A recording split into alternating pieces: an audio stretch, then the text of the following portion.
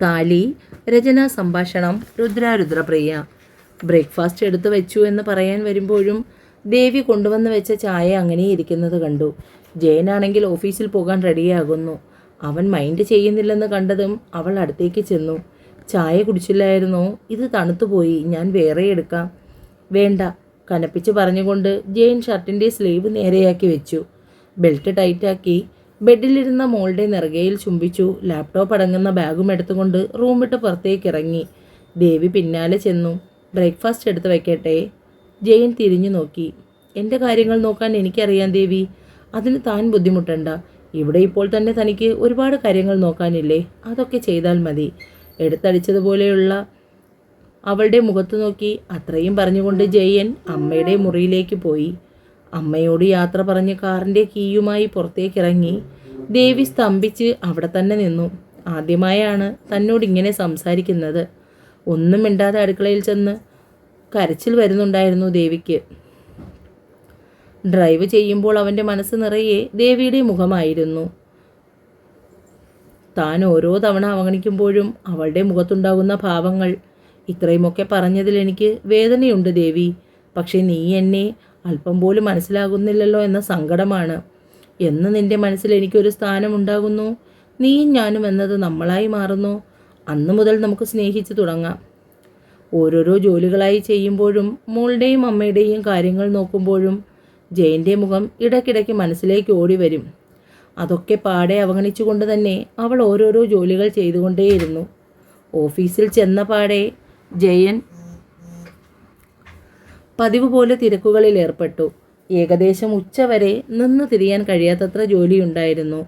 ഉച്ചയ്ക്ക് ഡൈനിങ്ങിലിരിക്കുമ്പോഴാണ് സ്റ്റാഫുകളിൽ ചിലർ വിവാഹം നടത്തുന്നതിൻ്റെ ചിലവ് നടത്താത്തതിനെക്കുറിച്ചും വൈഫിനെ പരിചയപ്പെടുത്തിയില്ല എന്നും മറ്റുള്ള പരാതികൾ പറഞ്ഞത്. ആദ്യമൊക്കെ കേട്ടില്ല എന്ന് നടിച്ചെങ്കിലും അവരാരും വിടുന്ന ഭാവമില്ലെന്ന് കണ്ടപ്പോൾ എന്തായാലും എല്ലാവർക്കും ഉടനെ തന്നെ നല്ലൊരു ട്രീറ്റ് അറേഞ്ച് ചെയ്യുന്നതായിരിക്കും. കുറച്ച് ദിവസത്തേക്ക് പറ്റില്ല, മോൾക്ക് സുഖമില്ലാത്തത് കാരണം ഹോസ്പിറ്റലിലും മറ്റുമൊക്കെ ആയിരുന്നു. അതിൻ്റെയൊക്കെ ബുദ്ധിമുട്ട് മാറിയതിന് ശേഷം നടത്താം. മതി സാർ, ഞങ്ങൾക്ക് ധൃതിയില്ല, ഡാറ്റ എൻട്രി കൈകാര്യം ചെയ്യുന്ന അക്ഷര പറഞ്ഞു. അല്ല സാറേ, വൈഫ് എങ്ങനെ, സുന്ദരിയാണോ? റിസപ്ഷനിലിരിക്കുന്ന ആലീസിൻ്റെ ചോദ്യം കേട്ട് എല്ലാവരും ആ ഭാഗത്തേക്ക് നോക്കി. പാർട്ടി അറേഞ്ച് ചെയ്തിരിക്കുന്നത് തന്നെ നിങ്ങൾക്ക് അവളെ കാണാനും പരിചയപ്പെടാനും വേണ്ടിയല്ലേ? ഇത്രയും നിങ്ങൾ ക്ഷമിച്ചില്ലേ? അപ്പോൾ പിന്നെ കുറച്ച് ദിവസം കൂടി ക്ഷമിച്ചാൽ എന്താ? ജയൻ അകത്തേക്ക് കയറി പോകുമ്പോൾ ബാക്കിയുള്ള സ്റ്റാഫ് ആലീസിൻ്റെ നേരെ തിരിഞ്ഞു. അതിൽ സൂപ്പർവൈസർ ചാർജ് ഏറ്റെടുത്ത ജെയിംസ്. എൻ്റെ ആലി, നിങ്ങൾക്കിത് എന്തിൻ്റെ കേടാ? എത്ര നാളായി നിങ്ങൾ ജെയിൻ സാറിൻ്റെ പുറകെ നടക്കുന്നു, എന്നിട്ടൊന്നും ഇതുവരെ ഒന്നും സംഭവിച്ചില്ലല്ലോ. അപ്പോൾ പിന്നെ ഇനി ഒട്ടും തന്നെ പ്രതീക്ഷയ്ക്ക് വകയില്ല. ആ വെള്ളം അങ്ങ് വാങ്ങി വെച്ചേക്ക്. എന്നെ ഒന്ന് നോക്കിക്കോ ജെയിംസ്, നീ ഈ പറഞ്ഞ വെള്ളം അങ്ങ് വാങ്ങി വെച്ചേക്ക്. ജെയിൻ സാറിനെ കാണുന്നത് സംസാരിക്കാനും മനസ്സിന് സുഖവും സന്തോഷവുമാണ്. എനിക്ക് ദർശന സൗഭാഗ്യമെങ്കിലും കിട്ടിയാൽ മതി. ഈ കൊച്ചു നന്നാവത്തില്ല. അത്രയും പറഞ്ഞുകൊണ്ട് ഹെഡ് ക്ലർക്ക് കിരൺ എഴുന്നേറ്റ് പോയി. ട്രീറ്റ് കൊടുക്കാമെന്ന് പറഞ്ഞെങ്കിലും അതിപ്പോൾ എങ്ങനെ എപ്പോൾ എന്നുള്ള ആലോചനയിലായിരുന്നു ജയൻ. ദേവി ഇങ്ങനെ അമ്പിലും വില്ലിനും തൊടാതിരിക്കുന്ന അവസ്ഥയിൽ ട്രീറ്റ് എന്ന് പറഞ്ഞ് ചെന്നാൽ പെണ്ണ് സഹകരിക്കുമോ, അതോ അവളെ അവോയ്ഡ് ചെയ്തതിൻ്റെ മുഴുവൻ ദേഷ്യവും കാണിക്കുമോ? ഉത്തരവും ജയൻ തന്നെ വേഗം കണ്ടുപിടിച്ചു. അങ്ങനെയൊന്നും ദേവി പെരുമാറില്ല. അങ്ങനെ പെരുമാറിയാൽ ദേവി പിന്നെ ദേവി അല്ലാതെയാകണം. സാധാരണ ജയൻ എന്നും ഭക്ഷണം കഴിക്കാൻ വരാറാണ് പതിവ്. പക്ഷേ ഇന്ന് ഉച്ചയ്ക്ക് കഴിക്കാനും വരാതെയായപ്പോൾ മഹേശ്വരി അമ്മ ദേവിയോട് കാരണം തിരക്കി. എന്തു പറയണമെന്നറിയാതെ ദേവി അല്പസമയം നിന്നു. പിന്നീട് അവരെ വിഷമിപ്പിക്കേണ്ട എന്ന് കരുതി. എന്തോ അർജൻറ്റ് മീറ്റിംഗ് ഉണ്ടെന്ന് പറഞ്ഞമ്മേ. അപ്പോൾ ഫുഡ് പുറത്തുനിന്നായിരിക്കും കഴിക്കുന്നത്. അമ്മ കഴിക്കൂ. ദേവി അമ്മയ്ക്ക് ഭക്ഷണം വിളമ്പിക്കൊടുത്ത് മോൾക്കുള്ള ഭക്ഷണവും എടുത്ത് അവളെയും ഇടുപ്പിൽ വെച്ചുകൊണ്ട് ഭക്ഷണം കഴിപ്പിച്ചു. മോളും കൂടി ഇപ്പോൾ ഇരുന്ന് കഴിക്കുന്നതല്ലേ നല്ലത്, പിന്നീട് ഒറ്റയ്ക്കായി പോയില്ലേ? ഇപ്പോൾ വേണ്ടമ്മേ, ഞാൻ ബ്രേക്ക്ഫാസ്റ്റ് കഴിച്ചപ്പോൾ ഒരുപാട് ലേറ്റായി. കുറച്ചുകൂടി കഴിയട്ടെ, ഞാൻ കഴിച്ചോളാം. വൈകുന്നേരം ജയൻ നേരത്തെ വന്നു. അവൻ വരുമ്പോൾ ദേവി ഉറക്കമായിരുന്നു. വന്നപാടെ കിച്ചണിൽ കയറി ചായ ഉണ്ടാക്കി. അമ്മ വരുമ്പോൾ ജയൻ ചായ കുടിക്കുന്നു. മീറ്റിങ്ങോ കുന്തമോ എന്തെങ്കിലും ഉണ്ടെങ്കിൽ നീ പുറത്തുനിന്ന് ആഹാരം കഴിക്കാൻ നിൽക്കാതെ വീട്ടിൽ വന്ന് കഴിക്കാൻ നോക്കണം. നീ കഴിക്കാൻ വന്നില്ലെങ്കിൽ ആ കൊച്ചൊന്നും കഴിക്കില്ല. പിന്നെ കഴിക്കാം എന്ന് പറഞ്ഞു ഒന്നും കഴിച്ചില്ലെന്ന് തോന്നുന്നു. ജയൻ കുടിച്ചുകൊണ്ടിരുന്ന കപ്പ് ടേബിളിൽ വെച്ചിട്ട് റൂമിലേക്ക് പോയി. ദേവിയുടെ അടുത്ത് ചെന്നിരുന്ന് അവളെ തട്ടി വിളിച്ചു. ദേവി, എടോ എനിക്ക്. ജയൻ്റെ ശബ്ദം കേട്ട് ഉടനെ തന്നെ അവൾ ബെഡിൽ നിന്നും ചാടി എഴുന്നേറ്റു. താൻ എന്താ ഉച്ചയ്ക്ക് ഭക്ഷണം കഴിക്കാത്തത്? ദേവി അവൻ്റെ മുഖത്തേക്ക് നോക്കിയില്ല, കുനിഞ്ഞു തന്നെ ഇരുന്നു. തന്നോട് ചോദിച്ചത് കേട്ടില്ലേ, എന്താ ഉച്ചയ്ക്ക് ഭക്ഷണം കഴിക്കാത്തതെന്ന്? വിശപ്പില്ലായിരുന്നു. അങ്ങനെ വിശപ്പില്ലാതിരിക്കാൻ കാരണം എന്താ? ഒരു വീട്ടിൽ ഭക്ഷണം ഉണ്ടാക്കുമ്പോൾ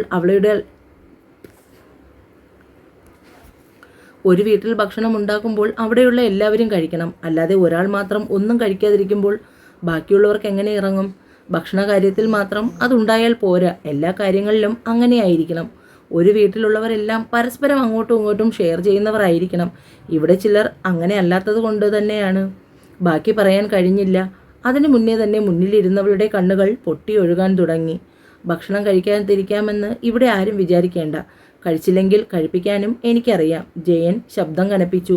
അവളുടെ കണ്ണുനീർ കണ്ടപ്പോൾ മനസ്സൊന്ന് വിങ്ങിയെങ്കിലും വിട്ടുകൊടുക്കാൻ ഒട്ടും തന്നെ വയ്യാത്തതുകൊണ്ട് ജയൻ റൂമിൽ നിന്നും പുറത്തേക്ക് ഇറങ്ങിപ്പോയി. ദേവി ഒന്നും മിണ്ടാതെ ബെഡിൽ നിന്നും എഴുന്നേറ്റ് കണ്ണും മുഖവും തുടച്ചുകൊണ്ട് കിച്ചണിലേക്ക് പോയി. ഒരു പാത്രത്തിൽ ചോറും കറികളും കോരയെടുത്ത് കഴിക്കാനിരുന്നു. അകലെ മാറിയിരുന്ന ജയൻ അത് കണ്ടു. ദേവിക്ക് ഭക്ഷണം കഴിക്കാൻ പറ്റുന്നുണ്ടായിരുന്നില്ല. തൊണ്ടയിൽ നിന്നും എന്തോ വിലങ്ങുന്നത് പോലെ. എന്നിട്ടും കഴിച്ചു. രാത്രിയിൽ അത്യാവശ്യമായി കോൾ വന്നതുപോലെ എഴുന്നേറ്റ് ബുള്ളറ്റും എടുത്തു പോയി. ഭക്ഷണം കഴിക്കാതിരിക്കാനുള്ള പുതിയ തന്ത്രമാണതെന്ന് ദേവിക്ക് മനസ്സിലായി. ഒന്നും മിണ്ടിയില്ല. അമ്മയ്ക്കും മോൾക്കും ഭക്ഷണം കൊടുത്ത് നേരത്തെ കയറി കിടന്നു. എല്ലാവരും ഉറങ്ങിയപ്പോൾ തിരികെ വന്നു. വാഷ്റൂമിൽ പോയി വന്ന് വേഷം മാറി ദിവാൻ കട്ടിലിൽ പോയി കിടന്നു. ജയനും ദേവിയും തമ്മിലുള്ള പിണക്കം തുടങ്ങി ഏകദേശം 2 ആഴ്ച പിന്നിട്ടു. ഒരു വൈകുന്നേരം വീട്ടിലെല്ലാവരും കൂടിയിരുന്ന് ചായ കുടിക്കുമ്പോഴാണ് ജയം അക്കാര്യം പറഞ്ഞത്. അമ്മ, ഓഫീസിൽ എല്ലാ പേരും വിവാഹം കഴിഞ്ഞതിൻ്റെ ചിലവ് ചോദിക്കുന്നു. അവരാരും ഇയാളെ കണ്ടിട്ടില്ലല്ലോ. ഇയാളെ കാണണമെന്നും പറയുന്നുണ്ട്. ചെറിയൊരു റിസപ്ഷൻ അറേഞ്ച് ചെയ്താലോ എന്ന് ആലോചിക്കുന്നു. അമ്മ എന്ത് പറയുന്നു? സന്തോഷമുള്ള കാര്യമല്ലേ? എല്ലാവരെയും വിളിക്കണം. സിദ്ധുവിനെയും അവിടുന്ന് എല്ലാവരെയും, ഹരിയും വീട്ടുകാരും ദത്തനെയും കുടുംബത്തെയും കൂടി വിളിക്കാം. അപ്പോൾ പിന്നെ എല്ലാവരുമായി പറയുമ്പോൾ മഹേശ്വരി അമ്മയ്ക്കും സന്തോഷം. എന്താ മോളെ നിൻ്റെ അഭിപ്രായം? നിനക്ക് എതിർപ്പൊന്നുമില്ലല്ലോ. എന്തെങ്കിലും ബുദ്ധിമുട്ടോ ഇഷ്ടക്കുറവോ ഉണ്ടെങ്കിൽ പറഞ്ഞാൽ മതി, നമുക്ക് വേണ്ടെന്ന് വെക്കാം. വേണ്ടമ്മേ, ഇപ്പോൾ അതൊന്നും വേണ്ട. ദേവി ജയൻ്റെ മുഖത്ത് പോലും നോക്കാതെയാണ് അത്രയും പറഞ്ഞത്. എന്തുകൊണ്ട്? പെട്ടെന്ന് അങ്ങനെ കേട്ടപ്പോൾ ജയന് ദേഷ്യവും വിഷമവും വന്നു. രണ്ടുപേരും പിന്നീട് അതിനെക്കുറിച്ചൊന്നും തന്നെ സംസാരിച്ചില്ല. 2 ദിവസം കൂടി കടന്നുപോയി. ഒരു ദിവസം ഉച്ചയ്ക്ക് ദേവിയും അമ്മയും ഹാളിലിരിക്കുകയായിരുന്നു. കുഞ്ഞുറക്കമായി. പഴയ ഓരോ കാര്യങ്ങൾ പറഞ്ഞുകൊണ്ടിരിക്കുകയായിരുന്നു മഹേശ്വരി അമ്മ. പണ്ടുകാലത്തെ ജീവിത രീതികളും സുഖവും സന്തോഷവും ഒന്നും ഇപ്പോൾ ആർക്കുമില്ല. എല്ലാവരും തിരക്കുകളുടെ പുറകെയാണ്. സംസാരിച്ചുകൊണ്ടിരിക്കുമ്പോൾ ഗേറ്റ് കടന്ന് വിജി കയറി വന്നു. സംസാരിച്ചുകൊണ്ടിരിക്കുന്ന മഹേശ്വരിയമ്മയെയും ദേവിയെയും കണ്ടപ്പോൾ അവൾക്ക് വിറഞ്ഞു കയറി. പക്ഷേ എങ്ങനെയെങ്കിലും അവരുടെ കുടുംബത്തിൽ കയറി പറ്റണം എന്നുള്ള ഒറ്റ ലക്ഷ്യമുള്ളതുകൊണ്ട് തന്നെ ദേഷ്യം ഉള്ളിലടക്കിക്കൊണ്ട് അവൾ പുഞ്ചിരിയുടെ പൊയ്മുഖമെടുത്തണിഞ്ഞു. എന്നും വഴക്കും ബഹളവുമായി ഇരുന്നാൽ ജയേട്ടൻ്റെ മനസ്സിൽ തന്നോടുള്ള അകൽച്ച മാത്രമേ ഉണ്ടാകൂ. എന്നാൽ ഇതേ സമയം ദേവിയുമായി അടുപ്പം കാണിച്ചാൽ അമ്മയും ജയനും ചിലപ്പോൾ തന്നോടുള്ള സമീപനത്തിൽ മാറ്റം വരുത്തും. അങ്ങനെയൊക്കെയായിരുന്നു അവളുടെ പദ്ധതികൾ. അവളെ കണ്ടതും മഹേശ്വരി അമ്മയുടെ ഭാവം മാറി. എങ്കിൽ പോലും വീട്ടിൽ വരുന്ന അതിഥികളോട് മര്യാദയ്ക്ക് സംസാരിക്കുന്നതും പെരുമാറണമെന്നും അവർ പഠിച്ചിട്ടുണ്ട്. അതുകൊണ്ട് തന്നെ അവർ വലിയ അടുപ്പം കാണിക്കാനും പോയതുമില്ല, മൗനം പാലിച്ചതുമില്ല. അവളെ കണ്ടപ്പോൾ തന്നെ ദേവിക്ക് ആളെ മനസ്സിലായി. എങ്കിലും ആദിത്യ മര്യാദയോടെ ദേവി ചിരിച്ചു. കുറച്ച് ദിവസമായി മാതുമോളെ കണ്ടിട്ട്. അവളെ കാണാമെന്ന് കരുതി വന്നതാണ് അമ്മായി. അതിനെന്താ വിജി, നിനക്ക് എപ്പോൾ വേണമെങ്കിലും ഇവിടെ വരാമല്ലോ. അതിന് ആരുടെയും അനുവാദം വേണ്ട. അമ്മായിയുടെ ശുദ്ധ മനസ്സുകൊണ്ട് ചിലപ്പോൾ എന്നോട് പിണക്കം കാണില്ല. പക്ഷെ അമ്മായി മാത്രമല്ലല്ലോ ഇവിടെയുള്ളത്, മറ്റു ചിലരും കൂടിയില്ലേ. അവർക്ക് ചിലപ്പോൾ എൻ്റെ ഈ വരവ് ബുദ്ധിമുട്ടായാലോ? ദേവിയെ നോക്കിക്കൊണ്ട് അർത്ഥം വെച്ച് പറഞ്ഞു. അവൾ അങ്ങനെ പറഞ്ഞപ്പോൾ മഹേശ്വരിയമ്മ പെട്ടെന്ന് അതിൻ്റെ മറുപടിയും കൊടുത്തു. ദേവിയെയാണ് നീ ഉദ്ദേശിച്ചതെങ്കിൽ അവൾക്ക് അങ്ങനെ ഒരു സ്വഭാവമില്ല. പുരപ്പുറം തൂക്കുമെന്ന് അമ്മായി കേട്ടിട്ടില്ലേ? ഇതിൻ്റെയൊക്കെ സ്വഭാവം എങ്ങനെയാണെന്ന് ആർക്കറിയാം. എല്ലാവരുടെയും സ്നേഹം പിടിച്ചു കിട്ടാൻ വേണ്ടി ചിലപ്പോൾ അടങ്ങിയൊതുങ്ങി നിൽക്കുന്നതായിരിക്കും. അധികാരം കയ്യിൽ കിട്ടുമ്പോൾ കാണാം ഇവറ്റകളുടെ സ്വഭാവം മാറുന്നത്. വേണ്ട വിജി, ആവശ്യമില്ലാത്ത കാര്യങ്ങൾ സംസാരിക്കേണ്ട. നീ മോളെ കാണാൻ വന്നതാണെങ്കിൽ അവൾ ഉറക്കമാണ്. അവളെ കണ്ടിട്ട് തിരിച്ചു പോകാം. അല്ലാതെ ദേവിക്ക് പുതിയ കുറ്റങ്ങൾ കണ്ടുപിടിക്കാൻ നിൽക്കണ്ട. അവളുടെ സ്വഭാവത്തിലെ എല്ലാ വശവും നല്ലവണ്ണം നോക്കി തന്നെയാണ് ഈ വിവാഹബന്ധം ഉറപ്പിച്ചത് തന്നെ. മാത്രവുമല്ല, ഇവിടെ വന്ന് ഇത്രയും നാളുകൊണ്ട് എനിക്കും അവളെ നന്നായിട്ട് അറിയാം. മഹേശ്വരിയമ്മ റൂമിലേക്ക് പോയി. അവർ അകത്തേക്ക് കിടക്കുന്നത് വരെ വിജിയൊന്നും മിണ്ടിയില്ല. വന്ന് 3-ൻ്റെ അന്ന് തന്നെ നീ അമ്മായിയെ കയ്യിലെടുത്തല്ലേടി? ഇവിടെ നിന്ന് നിന്നെ വീട്ടിലേക്ക് തിരികെ പോകുന്നതാണ് നല്ലത്. ഇവിടെ നിൽക്കാൻ ഇഷ്ടമല്ലെന്നും അല്ലാതെ ഈ ജീവിതവുമായി മുന്നോട്ട് പോകാൻ ഞാൻ നിന്നെ അനുവദിക്കില്ല. ദേവി ഭീഷണിയൊന്നും കേട്ടിട്ട് തെല്ലിട പോലും അനങ്ങിയില്ല. ഞാൻ ആരുടെയും ജീവിതത്തിൽ ഇടിച്ചു കയറി വന്നതല്ല. എന്നെ ഇഷ്ടമാണെന്ന് പറഞ്ഞ് വിവാഹം കഴിച്ചു കൊണ്ടുവന്നതാണ്. അതുകൊണ്ട് ഈ വീട്ടിൽ എനിക്കുമുണ്ട് ചില അവകാശങ്ങൾ. ദേവിയും വിട്ടുകൊടുത്തില്ല. അങ്ങനെ എന്ത് അവകാശമാണ് നിനക്ക് ഈ വീട്ടിലുള്ളത്? കൂടിപ്പോയാൽ മോളുടെ അമ്മ എന്നുള്ള അവകാശമായിരിക്കും. നീ ഇനി എത്ര കിണഞ്ഞ് പരിശ്രമിച്ചാലും ജയേട്ടൻ്റെ ഭാര്യ എന്നുള്ള അവകാശം നിനക്കൊരിക്കലും അദ്ദേഹം തരില്ല. കാരണം ജയേട്ടൻ്റെ മനസ്സിലിപ്പോഴും എൻ്റെ ചിത്ര ചേച്ചിയാണ് ഭാര്യ. അതുകൊണ്ട് ഞങ്ങളെ കഴിഞ്ഞ് മാത്രമേ നിനക്ക് എന്ത് അവകാശവും ഉണ്ടാകൂ. ഒരു അവകാശ തർക്കത്തിന് എനിക്കിപ്പോൾ സമയവുമില്ല, താല്പര്യവുമില്ല. മോള് ബെഡ്റൂമിലുണ്ട്, കാണണമെങ്കിൽ നിനക്ക് പോയി കാണാം. അത്രയും പറഞ്ഞുകൊണ്ട് ദേവി നേരെ അമ്മയുടെ മുറിയിലേക്ക് പോയി. വിജി എന്ത് ചെയ്യുമെന്നറിയാതെ അല്പനേരം അവിടെ തന്നെ നിന്നു. എന്നിട്ട് നേരെ റൂമിലേക്ക് ചെന്നു.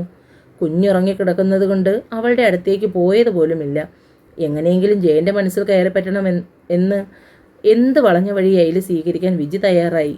കുഞ്ഞിനെ വശത്താക്കിയാൽ തന്നെ പകുതി ജോലി എളുപ്പമായി. അതിന് ഈ കൊച്ചു തന്നോടൊന്ന് അടുക്കുന്ന പോലുമില്ല. അതിനുള്ള കുറുക്കുവഴികൾ ആലോചിച്ചാണ് അവൾ ബാൽക്കണിയിലേക്ക് ഇറങ്ങിയത്. പെട്ടെന്നാണ് റൂമിലേക്ക് ജയൻ കയറി വന്നത്. അവൻ ബാൽക്കണിയിൽ നിൽക്കുന്ന വിജിയെ കണ്ടില്ല. ലാപ്പിലിരുന്ന ബാഗ് ബെഡിൽ വെച്ച് അവൻ നേരെ വാഷ്റൂമിൽ കയറി. കുളി കഴിഞ്ഞ് മുണ്ടും ഉടുത്ത് ശരീരത്തിൽ ടവൽ പുതച്ചു അവൻ വാഷ്റൂമിൽ നിന്നും പുറത്തേക്ക് വന്നു. ജയൻ ടവൽ ദേഹത്ത് നിന്ന് മാറ്റിയതും വിജി പിന്നിൽ ചെന്നും അവനെ പുണർന്നു. പെട്ടെന്നുള്ള പ്രവൃത്തിയിൽ ജയൻ ഞെട്ടി. എന്നിട്ട് ആലോചനയോടെ നിന്നു. ഇനി ദേവി അവളാണോ? കുറച്ച് ദിവസമായി അവോയ്ഡ് ചെയ്തതുകൊണ്ട് അപ്പോഴേക്കും ദേവി റൂമിലേക്ക് കയറി വന്നു. അവൾ പെട്ടെന്ന് കണ്ട കാഴ്ചയിൽ തറഞ്ഞു നിന്നു. ദേവിയെ മുന്നിൽ കണ്ടപ്പോഴാണ് ജയനും പെട്ടെന്ന് ഞെട്ടിയത്. അവൻ അവളെ കുടഞ്ഞു മാറ്റി പിന്നിലേക്ക് നോക്കി. നുറഞ്ഞു വന്ന കോപത്തിൽ വിജിയെ അടിക്കുവാനായി കൈ ഉയർത്തിയതും ദേവിയുടെ കൈ അവളുടെ കരണം പുകച്ചു. കണ്ണുകളിൽ ദേഷ്യം നുരഞ്ഞു പൊന്തി. അവളെ വലിച്ചു മുന്നിലേക്ക് നിർത്തി. നീ കാണാൻ വന്നത് കൊച്ചിനെയാണ്, അല്ലാതെ കൊച്ചിൻ്റെ അച്ഛനെയല്ല. ഈ ഉദ്ദേശത്തിൽ ഇനിയും ഈ വീട്ടിലേക്ക് കാലെടുത്ത് കുത്തിയാൽ ഇപ്പോൾ ഇറങ്ങണം എൻ്റെ വീട്ടിൽ നിന്ന്. അഗ്നിയായിരുന്നു അവളുടെ കണ്ണുകളിൽ.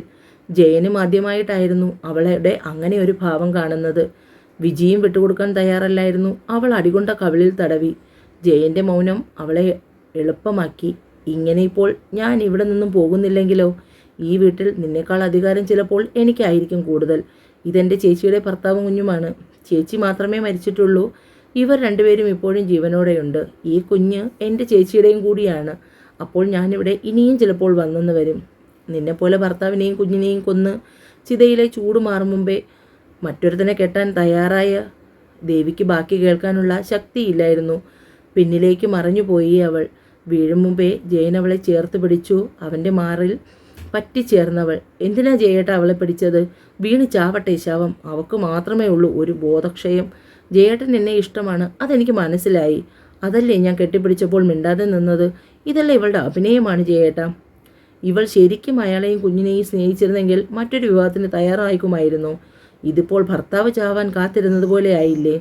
അത്രയും ആയപ്പോൾ ജയൻ്റെ ക്ഷമയുടെ നെല്ലിപ്പടി കഴിഞ്ഞിരുന്നു. അവളുടെ കവിളിലും മാറി മാറി കൊടുത്തു ഓരോന്ന്. ആരെക്കുറിച്ച് എന്ത് പറയുന്നെന്നുള്ള ബോധത്തിൽ വേണം സംസാരിക്കാൻ. നീ കെട്ടിപ്പിടിച്ച കാര്യം പറഞ്ഞല്ലോ, അതിന് ഞാൻ മനഃപൂർവ്വം നിന്നതാണെന്ന് കരുതിയോ? എൻ്റെ പെണ്ണാണെന്ന് കരുതി ഇത്രയും നേരം നീ പറഞ്ഞത് കേട്ട് മിണ്ടാതെ നിന്നത് അവൾക്ക് പറയാനുള്ളതും തരാനുള്ളതും കഴിയട്ടെ എന്ന് കരുതിയതാണ്. ഇനി ഈ വീട്ടിനുള്ളിലോ മുറിയിലോ നിന്നെ കണ്ടാൽ പിന്നെ നിന്നെ ഒരിക്കലും മറ്റാർക്കും കാണേണ്ടി വരില്ല. കൊടുത്ത പട്ടിക്ക് കൊടുക്കുന്ന വില പോലും ഞാൻ നിനക്ക് തന്നിട്ടില്ല. അവൾ അവകാശം സ്ഥാപിക്കാൻ വന്നേക്കുന്നു. ജയകൃഷ്ണൻ്റെ ജീവിതത്തിൽ പണ്ടെൻ്റെ ചിത്രം മാത്രമേ ഉണ്ടായിരുന്നുള്ളൂ. പക്ഷേ അന്നും നീ എന്നെ നോക്കുന്ന കണ്ണുകളിൽ പലപ്പോഴും എനിക്ക് അസ്വസ്ഥത തോന്നിയിട്ടുണ്ട്. പക്ഷേ അന്നൊന്നും ഞാൻ മിണ്ടാതിരുന്നത് ചിത്രയെ വിഷമപ്പെടുത്തേണ്ട എന്ന് കരുതി മാത്രമാണ്. അവൾ മരിച്ചതിൽ പിന്നെ മറ്റൊരു ജീവിതം വേണമെന്ന് ഞാൻ ഒരിക്കൽ പോലും ആഗ്രഹിച്ചിട്ടില്ല. പക്ഷേ ഇപ്പോൾ എൻ്റെ കുഞ്ഞിന് ഒരമ്മയുടെ സ്നേഹവും പരിഗണനയും ആവശ്യമാണ്. ഇന്ന് എൻ്റെ ജീവിതത്തിൽ ദേവിക്ക് മാത്രമേ സ്ഥാനമുള്ളൂ. ഞാൻ ഇന്ന് ജീവിക്കുന്നത് തന്നെ ദേവിക്കും എൻ്റെ മോൾക്കും വേണ്ടി മാത്രമാണ്. അവളെ വേദനപ്പെടുത്തുന്ന രീതിയിലുള്ള വാക്കുകൾ പറഞ്ഞാൽ നിൻ്റെ നാവ് ചവിട്ടിപ്പിഴുതെടുക്കാൻ എനിക്കറിയാഞ്ഞിട്ടല്ല. പക്ഷേ ഞാനത് ചെയ്യാത്തത് ഞാൻ ബഹുമാനിക്കുന്ന അച്ഛനും അമ്മയും നിൻ്റെ വീട്ടിലുണ്ടായിപ്പോയി. അല്ലെങ്കിൽ എൻ്റെ പെണ്ണിനെ വിഷമപ്പെടുത്തി നീ 2 കാലിൽ നിവർന്ന് ഇവിടെ നിന്നും പോകില്ലായിരുന്നു. ഇറങ്ങിപ്പോടി എൻ്റെ വീട്ടിൽ നിന്നും. ഇനി ഒരു അധികാരത്തിൻ്റെ പേരിലും ഇവിടെ കണ്ടുപോകരുത്. അതല്ല ഇനിയും പുറകെ നടന്ന് ശല്യപ്പെടുത്താനാണ് ഭാവമെങ്കിൽ ജയൻ്റെ മറ്റൊരു മുഖം കൂടി നീ കാണും. അവളുടെ അടുത്തേക്ക് അല്പം കൂടി നീങ്ങി നിന്ന് വലത് കൈകൊണ്ട് അവളുടെ കഴുത്തിൽ ഞെരിച്ചു പിടിച്ചു. ചുമരിൽ ചേർത്ത് വെച്ച് ശ്വാസം കിട്ടാതെ നിന്ന് വിജി ഞെരിപിരി കൊണ്ടു. പറഞ്ഞത് മറന്നാൽ ഇങ്ങനെ നിന്ന് സംസാരിക്കാൻ നിന്നെ ഞാൻ ഈ ഭൂമിയിലേക്ക് ഭാരമായി വെച്ചേക്കില്ല. ജയൻ കൈ പിന്നിലേക്ക് വലിച്ചപ്പോൾ അവൾ ശക്തിയായി ചുമച്ചു. കണ്ണുകൾ തുറിച്ചു പുറത്തേക്ക് വന്നു. പിന്നെ ഒട്ടും താമസിപ്പിക്കാതെ ആ റൂമിൽ നിന്നും പുറത്തേക്ക് ഇറങ്ങി. പുറത്തവളുടെ വണ്ടി സ്റ്റാർട്ടാകുന്ന ശബ്ദം കേട്ടതും ജയൻ ദേവിയെയും കൊണ്ട് ബെഡിലേക്ക് വന്നു. അപ്പോൾ മാഡത്തിന് സ്വാർത്ഥതയുണ്ട്. സോറി പെണ്ണേ, ഒരു നിമിഷം നീയാണെന്ന് കരുതിപ്പോയി. ഇന്ന് നീ കണ്ട കാഴ്ച എത്രമാത്രം നിന്നെ വേദനിപ്പിച്ചെന്ന് എനിക്ക് മനസ്സിലാകും. എങ്കിലും നീ ഇത്രയും പെട്ടെന്ന് ഇങ്ങനെ പ്രതികരിക്കുമെന്ന് കരുതിയില്ല. ദേവനെയും മോനെയും കുറിച്ച് പറഞ്ഞപ്പോഴാണ് നീ തളർന്നു പോയതെന്ന് എനിക്ക് മനസ്സിലായി. ആ നശിച്ച ജന്മം ഇങ്ങനെയൊക്കെ വിളിച്ചു പറയുമെന്ന് കരുതിയില്ല. സോറി. എങ്കിലും ഇപ്പോഴത്തെ നമ്മുടെ ഈ പിണക്കത്തിൻ്റെ ഇടയിൽ എന്തായാലും നല്ലൊരു തുറപ്പുചീട്ടാണ്. അടുത്തിരുന്ന ജാറിൽ നിന്നും അല്പം വെള്ളമെടുത്ത് അവളുടെ മുഖത്ത് തളിച്ചു. കണ്ണ് ചിമ്മി തുറന്ന ദേവി ജയൻ്റെ മാറിൽ നിന്നും അടർന്നു മാറി. താൻ കാരണമാണോ എൻ്റെ മോനും ദേവേട്ടനും പോയത്? ഞാനാണോ എല്ലാത്തിനും കാരണം? ചോദിച്ചുകൊണ്ട് കാലുകൾക്കിടയിൽ മുഖം പൂഴ്ത്തി അവൾ കരഞ്ഞു. ജയൻ ഒന്നും മിണ്ടാതെ അത് നോക്കിയിരുന്നു. ഞാൻ ആർക്കും തടസ്സമാവില്ല, ഒന്നിനും. മാറി തന്നേക്കാം പറഞ്ഞുകൊണ്ട് ദേവി ബെഡിൽ നിന്നും എഴുന്നേറ്റ് പുറത്തേക്ക് പോകാനാഞ്ഞു. അപ്പോഴേക്കും ജയൻ അവളുടെ കൈക്ക് കടന്നു പിടിച്ചു. ഉറപ്പിച്ച തീരുമാനമാണോ? അവളൊന്നും മിണ്ടിയില്ല. മുഖത്ത് നോക്ക് ദേവി, മാറിത്തരാമെന്ന് പറഞ്ഞത് ഉറച്ച തീരുമാനമായിരുന്നോ? ജയനും വിടാനുള്ള ഭാവമില്ലായിരുന്നു. തുടരും. എന്നെ വായിക്കുകയും കേൾക്കുകയും ചെയ്യുന്ന കൂട്ടുകാർ ചാനൽ സബ്സ്ക്രൈബ് ചെയ്യണേ.